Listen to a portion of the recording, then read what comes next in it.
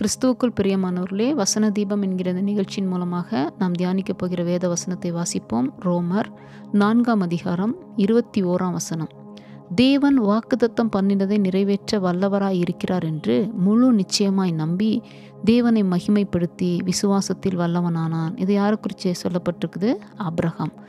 அப்போது ஆபிரகாமுக்கு வாக்குத்தத்தம் வருது. அப்போ 20 நீங்கள் வாசித்து பார்த்தீங்கன்னா 4:20 தேவனுடைய வாக்குத்தத்தத்தை குறித்து அவன் அவ்விசுவாசமாய் சந்தேகப்படாமல், வாக்குத்தத்தம் நிறைவேறுவதற்கு முதலாவது நம்ம அந்த வாக்குத்தத்தத்தை குறித்து அவ்விசுவாசம் வைக்கக்கூடாது. இது எங்கே நமக்கு நடக்க போகுது? இவ்வளோ பெரிய காரியத்துக்கு நான் தகுதி இல்லையே, இது எனக்கா நடக்க போகுது? என் சூழ்நிலையை பார்த்தா நானே இப்போவா அப்போவான்ற அந்த ஸ்டேஜில் இருக்கிறேன், என்னை கொண்டா இதை செய்ய போகிறாரு, எனக்கு இது நடக்குமா? என் பிள்ளைங்க இப்படி இருப்பாங்களா? என் பிள்ளைங்களுடைய சூழ்நிலையே வேறு மாதிரி இருக்குதே, அவங்க எனக்கே எந்த வார்த்தைக்கும் கீழ்ப்படியாமல் இருக்காங்களே, ஆனால் இந்த பிள்ளையை கொண்டு இப்படி செய்ய போகிறாரா? இவ்வளோ பெரிய மகிமை எனக்கு தர போகிறாரா? இப்படிப்பட்ட ஒரு பெரிய வீட்டை நான் கட்ட போகிறேனா? மேலான காரியங்களை தேவன் தேடும்படியாக அநேகருக்கு என்ன ஆசீர்வாதமாக வைக்க போகிறாரா? இதெல்லாம் பல காரியங்கள், சூழ்நிலைகள் வித்தியாசமாக இருக்கும்போது நமக்குள்ளார வாக்குத்தத்தங்கள் கூட அது சந்தேகமாக தான் தோணும். ஆனால் ஆபிரகாமுக்கு கொடுத்த வாக்குத்தத்தத்தை குறித்து அவன் என்ன செய்யல? அவ்விசுவாசமாக சந்தேகப்படாமல் தேவன் வாக்குத்தத்தம் பண்ணினதை நிறைவேற்ற வல்லவராய் இருக்கிறார் என்று முழு நிச்சயமாய் நம்பி தேவனை மகிமைப்படுத்தி விசுவாசத்தில் வல்லவனானான். அப்போ முதலாவது வாக்குத்தத்தம் நிறைவேற அவ்விசுவாசமாக சந்தேகப்படலை. 2வது வாக்குத்தத்தம் பண்ணினவர் அந்த வாக்குத்தத்தத்தை நிறைவேற்ற வல்லவராய் இருக்கிறார் என்பதை என்ன செய்கிறார்? ஆபிரகாம் முழு நிச்சயமாக நம்புறார். நம்புறது பெரிய விஷயம், நிச்சயமாய் நம்புறது அதை விட பெரிய விஷயம். முழு நிச்சயமாய் நம்பி அடுத்ததாக ஒரு காரியத்தை செய்கிறாரு. அந்த வாக்குத்தத்தம் நிறைவேறுவதற்கு முன்பதாகவே தேவனை மகிமைப்படுத்த ஆரம்பித்து விடுகிறார். அப்படியாக விசுவாசத்தில் வல்லவனானான் என்று எழுதப்பட்டு இருக்கிறது.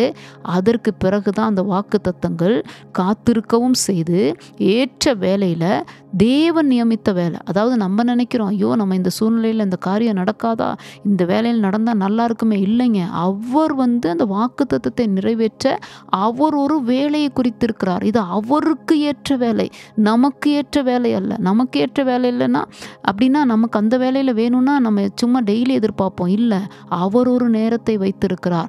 அவருக்கு ஒரு ஏற்ற வேலை கடந்து வரும்போது அந்த ஏற்ற வேலையில் தான் அந்த வாக்குத்தத்தத்தை நிறைவேற்றுகிறார். ஆனால் அதற்கு முன்பதாக இத்தனை காரியத்தை நம்ம செய்யணும். விசுவாசத்தில் அவன் பலவீனனா இருக்கவில்லை என்று சொல்லி நம்ம வாசிக்கிறோம். அந்த அதிகாரத்தில் நீங்கள் வாசித்து பார்த்தீங்கன்னா 4 19 20 21 22 அவ்வளோ நல்லா இருக்கும்.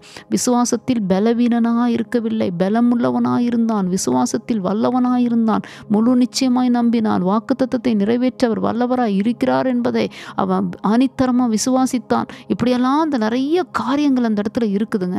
அப்போ அதே போல தான் தேவன் நம்மக்கிட்ட எதிர்பார்க்குறாரு. உங்களுக்கு ஒரு வாக்குத்தத்தம் வந்துருச்சா, அது உங்களுக்கு சம்பந்தம் இருக்கா இல்லையா தெரியாது, கர்த்தர் கொடுத்துட்டாரா, அந்த வாக்குத்தத்தத்தை முதலாவது விசுவாசிச்சிடணும். அப்படியே விசுவாசிச்சிடணும், சந்தேகப்படக்கூடாது. அவ்விசுவாசமாக அந்த வாக்குத்தத்தை நினைக்கக்கூடாது. இது நடக்கும், ஏன்னா இது கர்த்தர் கொடுத்தது. யார் கொடுக்குறா? ஜீவனுள்ள தேவன். ஆனால் அந்த ஏற்ற வேலை வருவதற்கு நம்ம ஆயத்தமாக மாறும் வரைக்கும் அந்த வாக்குத்தத்தை நிறைவேறாது. சும்மா கொடுத்துட மாட்டார்ல. ஒரு 5 வயசு குழந்தை கையில் 20 பவுன் நகையை கையில் கொடுத்துட்டா அது என்ன பண்ணும்? கொஞ்ச நேரம் அதை பார்க்கும். அப்புறம் ஒரு சின்ன டாயை கொடுத்துட்டா, பொம்மையை கொடுத்துட்டா, இதை தூக்கி போட்டு அதை எடுத்துக்கும். ஏன்னா அதுக்கு அவ்வளோதான் தெரியும். அப்படின்னா அந்த தகுதி வரணும். அது எப்படிப்பட்டது, அந்த வாக்குத்தத்தினுடைய மகிமை என்ன, அந்த ஜீவன் என்ன என்பதை நம்ம உணர்ற வரைக்கும், அதற்கு நாம் தகுதி ஆகிற வரைக்குமே அந்த வாக்குத்தத்தம் நிறைவேறாதுன்னா அதுக்கு தான் அவர் ஏற்ற வேலையில் நிறைவேற்றுவார். நம்ம ரெடி ஆகிட்டோன்னா அந்த வாக்குத்தத்தம் நிறைவேறிடுங்க. நம்ம அப்படியே தகுதிப்படுத்துவார் பாருங்க அந்த வாக்குத்தத்தம் நிறைவேற்றுவதற்கு. சில நேரங்களில் நானெல்லாம் என்னுடைய வாழ்க்கையில் ரொம்ப அனுபவித்து நான் சொல்கிறேன். அந்த வாக்குத்தத்தம் கொடுத்து நிறைவேற்றுவதற்கு பலவிதமான பாதையில் நடத்தி செல்வார். எதுக்கு இந்த வழியில் கொண்டு போகிறாருன்னு தெரியாது. அதுக்கு பிறகுதான் தெரியும் ஆண்டவர் அன்னைக்கு கொடுத்த வாக்குத்தத்தம் இன்னைக்கு நிறைவேறுதுன்னு. அதே போல் உங்களுடைய வாழ்க்கையில் தேவன் உங்களுக்கு என்ன வாக்குத்தத்தம் கொடுத்துருந்தாலும் அதை நீங்கள் சந்தேகப்படாமல் விசுவாசிங்க, தேவனை மகிமைப்படுத்துங்க. அதை நிறைவேற்ற வல்லவராக இருக்கிறார் என்பதை நீங்கள் நல்லா உணர்ந்து கொள்ளுங்க. நாளொன்று கடந்து வரும். அவருடைய ஏற்ற வேலையில் நீங்கள் எதிர்பார்த்திராத நேரத்தில் உங்களுக்கு என்று, உங்கள் குடும்பத்துக்கு என்று, உங்கள் பிள்ளைகளுக்கு என்று, உங்களுடைய ஆவிக்குரிய காரியத்துக்கென்று, உங்களுடைய ஒவ்வொரு காரியத்துக்கென்று தேவன் என்ன வாக்குத்தத்தத்தை கொடுத்தாரோ அந்த வாக்குத்தத்தத்தை அவர் அப்படியே நிறைவேற்றி முடிப்பார். கர்த்தர் உங்களை ஆசீர்வதிப்பாராக. ஆமேன்.